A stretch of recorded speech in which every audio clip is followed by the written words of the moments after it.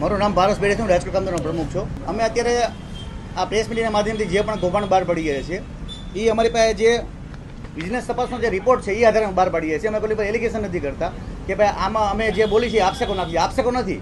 પણ રાજકોટ મહાનગરપાલિકાએ પોતે અમને લખી દીધું છે કે આટલા લોકો સંડોવાયેલા છે. હવે રાજકોટ મહાનગરપાલિકામાં જે કાયમી સફાઈ કામદારો છે તેમાં એના વારસ, એમાં સ્વૈચ્છિક રાજ્યની સિસ્ટમ ચાલુ છે, એના વારસદાર નોકરી મળે. હવે નોકરીમાં મેડિકલના આધારે એ લોકોને સફાઈ કામદારો નોકરી મળતી હોય છે.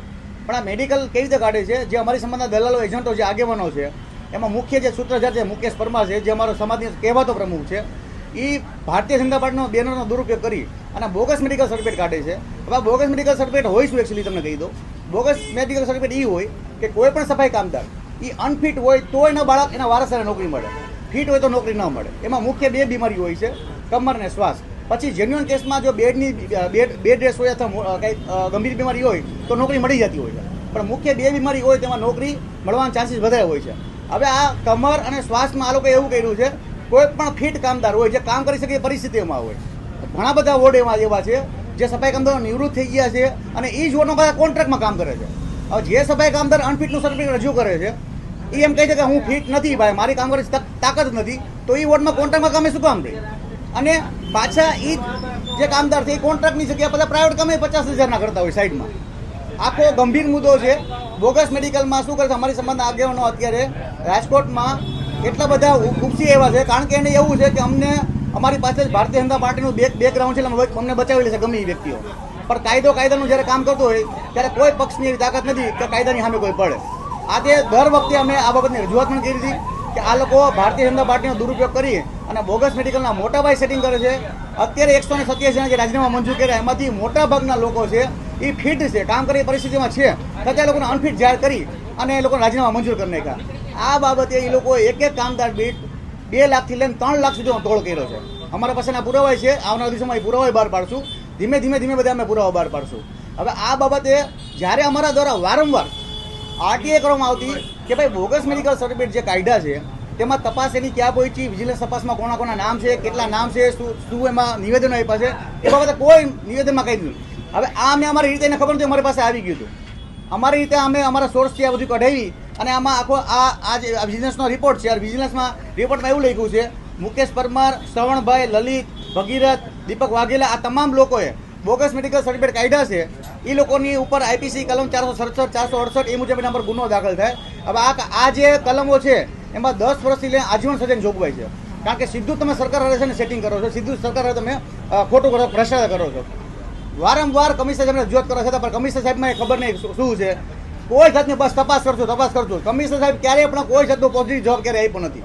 એ સફાઈ કામદારના કોન્ટ્રાક્ટના પીએફઈએસઆઈ બોનસના કૌભાંડો હોય, એ ક્યાં બોગસ મેડિકલના કૌભાંડ હોય. ફક્ત તપાસના અમે નાટકો કરે છે, નાટક સિવાય કરતા નથી. હવે આ લેખિતમાં અમે આપી દીધું કે આમાં ભાઈ આટલા લોકો સંડોવાયેલા, તમે એમાંની પર એફઆઈઆર ફાળો. છતાં શું કહે છે અમે તપાસ કરશું. આમાં વિજિલન્સની ઓફિસરની સહી છે, સુરક્ષા અધિકારીની સહી છે, એ સહી કરેલી છે આઈએસ અધિકારીની, બરાબર. છતાં લોકો કે તપાસ અમે કરશું. અમારી સ્પષ્ટ માંગણી છે કે આમાં જે કાયદેસર રોગના ભોગ બન્યા હોય એ સફાઈ કામદારના વારસોને નોકરી આપવામાં આવે. જે લોકો ફિટ છે એના રાજીનામા કેન્સલ કરવામાં આવે. જે લોકોએ જે પ્રાઇવેટ ડોક્ટર, હોસ્પિટલના ડોક્ટરોએ આમાં મેડિકલ સર્ટિફિકેટ આપ્યું છે એ તમામ લોકોને વિનંતી કરું છું, તમામ લોકોને તમે શરત ચૂકની માફી માંગી એ જે મેડિકલ છે એ કેન્સલ કરી નાખો કે અમે આ ભાઈ મેડિકલ કેન્સલ કરી છે.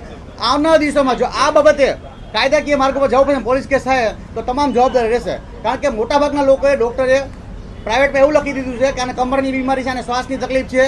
અને આ જે ઠરાવ કર્યો રાજકોટ મહાનગરપાલિકાએ, નવો ઠરાવ, એ ઠરાવમાં ક્યાંય પણ એવો સ્પષ્ટ ઉલ્લેખ નથી કે સફાઈ કામદારને પ્રાઇવેટ મેડિકલના આધારે રાજીનામા મંજૂર કરવા.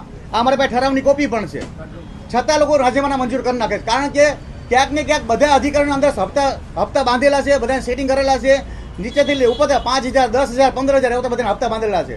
આવનારા દિવસોમાં એને પણ એક્સપોઝ કરવાના છે. આ ઠરાવમાં એવું કીધું છે કે રાજકોટ મહાનગરપાલિકાના આરોગ્ય કેન્દ્રના એમઓએસ દ્વારા મેડિકલ સર્ટિફિકેટ રજૂ કરવામાં આવશે અને એ લોકો મંજૂર કરશે. હવે ઠરાવમાં કોઈ ઉલ્લેખ જ નથી કે પ્રાઇવેટ મેડિકલ સર્ટિફિકેટ આપવાનું અને એ લોકો રાજીનામા મંજૂર કરવાના. આ લોકો રાજીનામા મંજૂર કઈ રીતે કરે? દરેક આરોગ્ય કેન્દ્રે તમે તપાસ કરી લો, ત્યાં નથી એક્સરેનું મશીન, ત્યાં બીજા કોઈ મશીન નથી તપાસ કરવાના. જ્યારે સિવિલ હોસ્પિટલમાં ત્યાં બધા મશીનો છે, કમરના ફોટા પાડે, એના એક્સરે કરે, એના બધા રિપોર્ટ કરે. આરોગ્ય કેન્દ્રમાં કોઈ જાતની સુવિધા નથી. ફક્ત ને પર બ્લડ ટેસ્ટ કરે છે, એનું બીપી ચેક કરે છે, એના ડાયાબિટીસ ચેક કરે છે, એના આધારે આ લોકો લખીને દઈ દે છે કે ભાઈ તમે લોકો છે ને આને ભાઈ રાજીનામા મંજૂર કરો, અને હારે એનું પ્રાઇવેટ મેડિકલનું સર્ટિફિકેટ હોય છે. હવે આમાં સ્પષ્ટ ગંધ આવી રહી છે કે આ જે નામ આવ્યા છે એ બધાના સેટિંગ છે. અને એક રેકોર્ડિંગમાં અમારે એવું પણ બોલે છે એમાં કે તમારો કાર્યકર્તા મુકેશ પરમારથી ફોન કરે તો અમે લોકો છે તમારા મેડિકલ સર્ટિફિકેટ કાઢી દઈશું. આવું યશ હોસ્પિટલના ડૉક્ટર દિનેશ ચૌહાણ દ્વારા સ્પષ્ટ બોલવામાં આવે છે રેકોર્ડિંગમાં. એનો મતલબ એવો થયો કે જે રાજકોટ મહાનગરપાલિકાના અધિકારીઓ છે એકદમ સ્પેસિફિક, એકદમ તૈયારી, ચતુરાઈપૂર્વક, બારીકાઈથી આખું ષડયંત્ર ગોઠવી અને કેને કેટલા હપ્તા આપવા, આમાં કોણ પૈસા કમાય, એ રીતના ગોઠવણી કરી છે. અમારી સ્પષ્ટ માંગણી છે આ બાબતે રાજકોટ મહાનગરપાલિકાના કમિશનર સાહેબ છે, કલેક્ટર સાહેબ છે, પોલીસ કમિશનર સાહેબ છે, આમાં એફઆઈઆર ફાડે. અન્યથા આવનારા દિવસોમાં જે લોકો રોગના ભોગ કાયદેસર બન્યા છે, જે લોકો કાયદેસર રોગથી પીડિત છે, એ લોકોને સાથે રાખી ડૉક્ટર બાબા સાહેબની પ્રતિમા હોસ્પિટલ ચોખાતે મારા દ્વારા ઉપવાસ આંદોલન કરવામાં આવશે. અને એમાં કોઈ પણ પરિસ્થિતિ ઊભી થશે એની જવાબદારી રાજકોટ મહાનગરપાલિકાની અને જવાબદાર અધિકારીની રહેશે. આમાં મોટા ભાગના જે બોગસ મેડિકલ સર્ટિફિકેટ આપ્યો છે એ રાજકોટ મહાનગરપાલિકામાં રજૂ કર્યા છે. એટલે જવાબદાર જે આમાં છે એમાં એમઓ જ અધિકારીઓ છે, પછી એમાં એક એની કમિટી આખી છે, એમાં એક ડીએમસી પણ આવે છે અને આસિસ્ટન્ટ કમિશનર સાહેબ આવે છે, એની કમિટી હોય છે. હવે કમિટી જ્યારે મૂકે એ છે મંજૂર કરતા હોય છે, અને આરોગ્ય કમિશનની જે ટીમ હોય એમાં એ તપાસ કરી અને જ્યારે એમાં એની જે ડીપીસી 2 એમ લોકો મંજૂરી આપતા હોય છે. જવાબદાર જે અધિકારી હોય, મતલબ દાખલા તરીકે એસડબલ્યુ એમના કોઈ જવાબદાર અધિકારીઓ આવતા હોય, અત્યારે અમારી પાસે જે સહી આવી છે એમાં પ્રજેશભાઈ સોલંકી મતલબ પર્યાવરણ ઇજનેરની હોય, પછી એની અંદરમાં કેની કામગીરી આવતી હોય, એ કોણ કરતા હોય એ એક તપાસનો વિષય છે. પણ એકચ્યુઅલી જે લોકો આમાં સંડોવાયેલા છે એ આરોગ્ય અધિકારીઓ આમાં સંડોવાય છે મોટા.